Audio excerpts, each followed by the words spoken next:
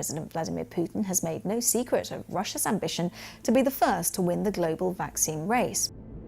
China is ramping up its inoculation program, and it's also using its vaccines for diplomatic leverage. China and Russia already have a head start in the race to offer vaccine options. President Biden offering tens of millions more doses than initially promised. International competition for a vaccine impact is what...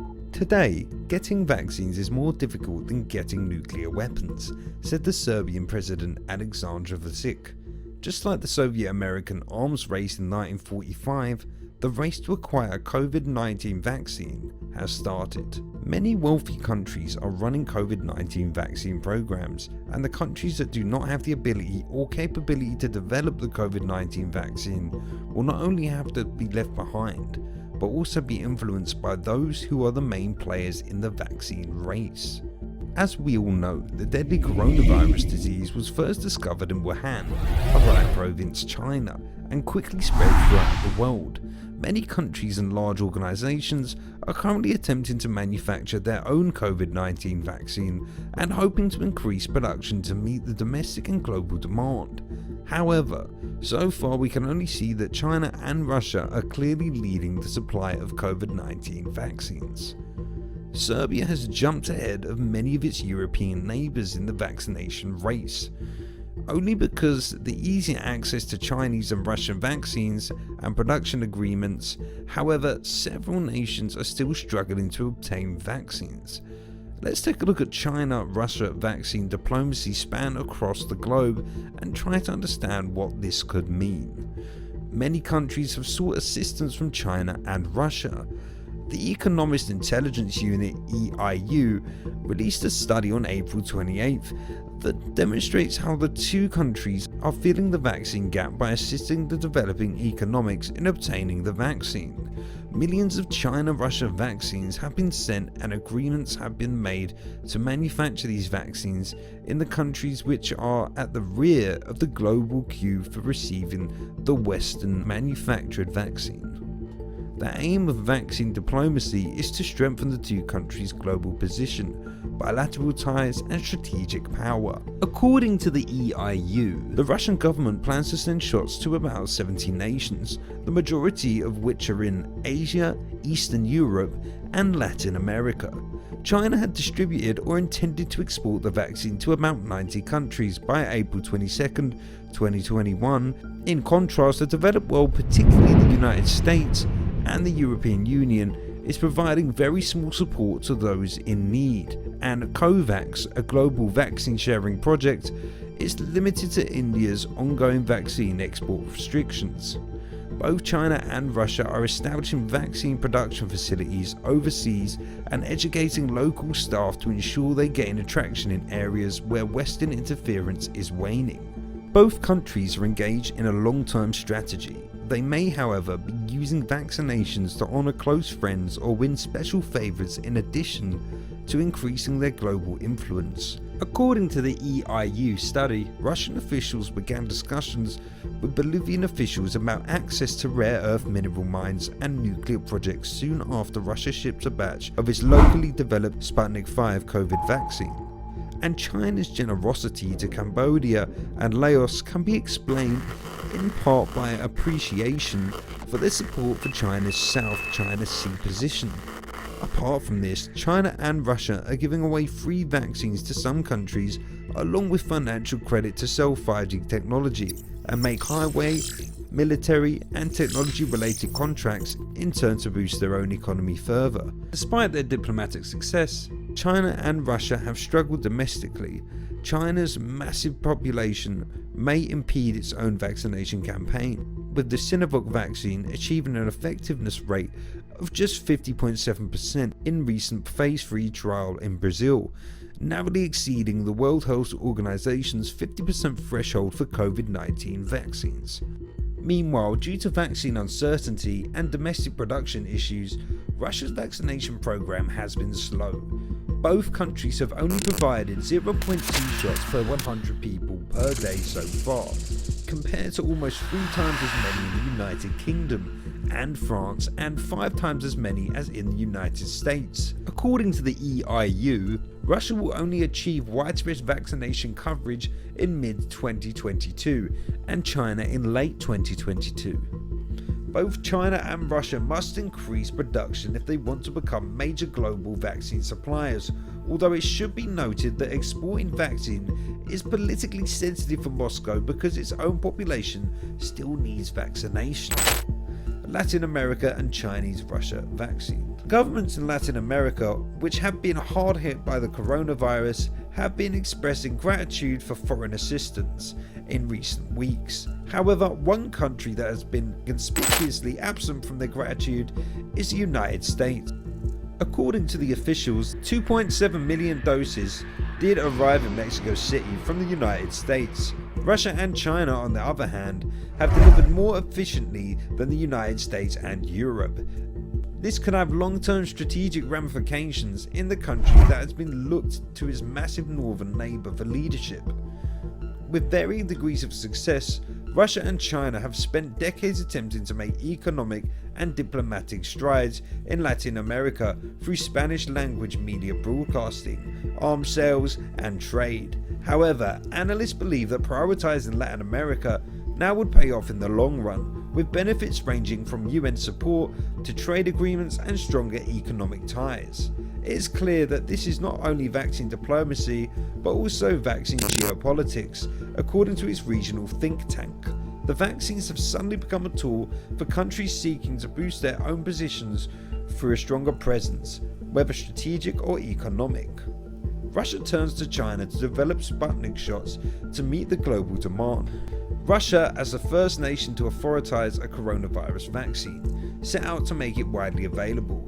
Just weeks after gaining regulatory approval, Russia Direct Investment Fund (RDIF) started actively marketing Sputnik 5 globally, announcing multiple deals to supply the vaccine to other countries.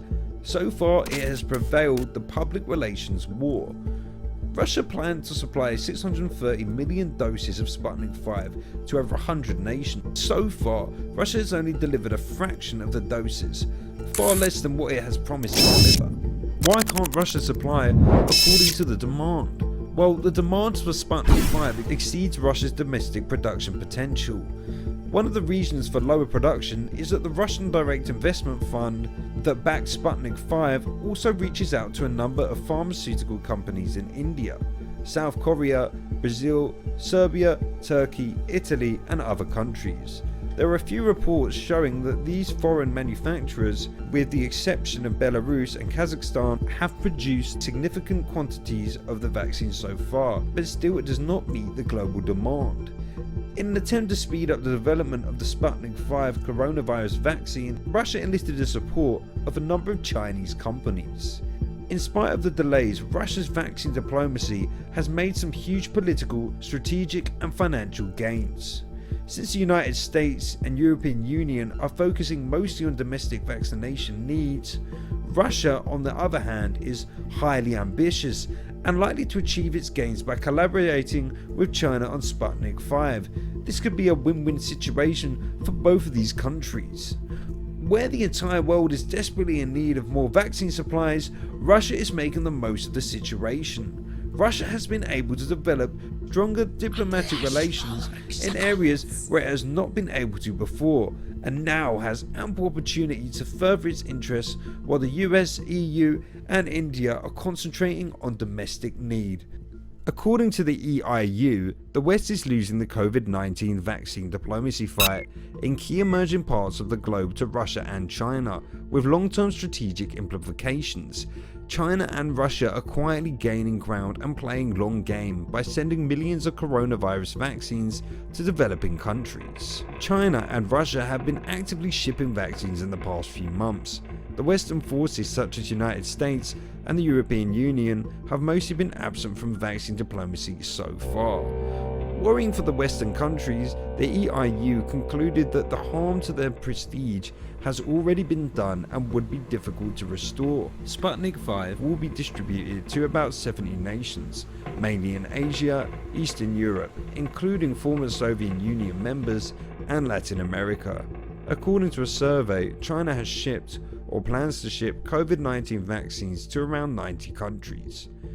Chile, Turkey, Egypt, Mexico, and the Philippines are suspected to have obtained tens of millions of doses from China. Russia and China are using vaccine diplomacy to exploit animosity against the Western countries, which have pre-booked more than half of the global vaccine supply this year, and at the same time are prioritizing immunizing their own populations. Both Russia and China are building vaccine facilities around the world and educating local staff from developing countries in the hopes of bolstering their presence on the ground for decades to come. China and Russia also targeted countries and religions that were previously friendly to the West. Vaccine assistance is often accompanied by economic political conditions. China has a well-known policy of providing funding and services to developing countries in order to expand its zone of influence. Later this year, Western countries will participate in vaccine diplomacy. Nonetheless, by then it will be almost certainly too late to catch up to Russia and China, which are currently leading the public relations campaign. It is clear that Russia and China are achieving greater success in terms of providing vaccines all over the world. Today's shipments are sending a clear message that if you're in trouble, we, Russia or China, are here to help you.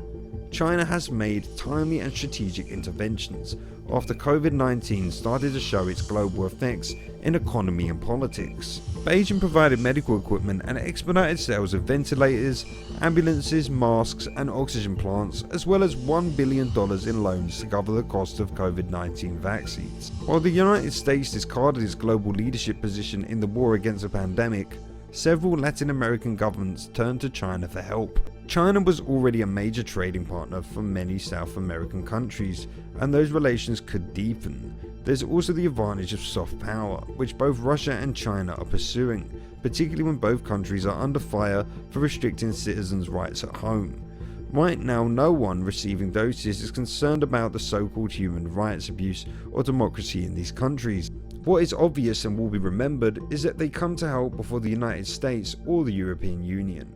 Although China and Russia have both stepped up their efforts to promise their own domestic vaccines, they've done so to undermine confidence in the Western vaccines and the EU institutions. So how much money is involved in this business? Well, according to The Guardian, total expected sales in 2021 is to be over $50 billion US.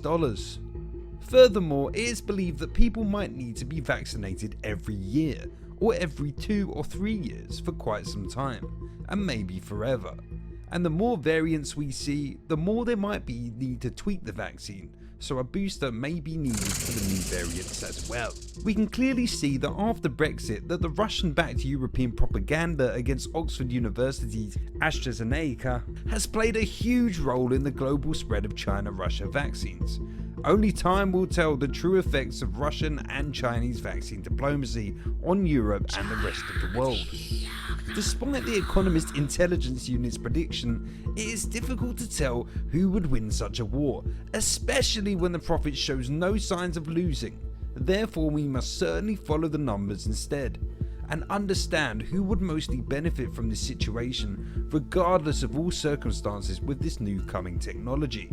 However, at this stage it seems that China and Russia are well organised in this fight, when considering the Russian hacker and spy attacks on the UK's vaccine programme. Sputnik 5 is an adeno-based vaccine which uses the same technology as UK's AstraZeneca. Once again, this reminds us the fact how Russia became the new nuclear power by stealing the technology from the UK. We must certainly pursue on Scottish independence and Russian Sputnik 5's approval and understand what cards to be used in this game. Thanks for watching. Please remember to like and subscribe if you enjoyed this video to see more videos like this one. Stay safe, stay tuned.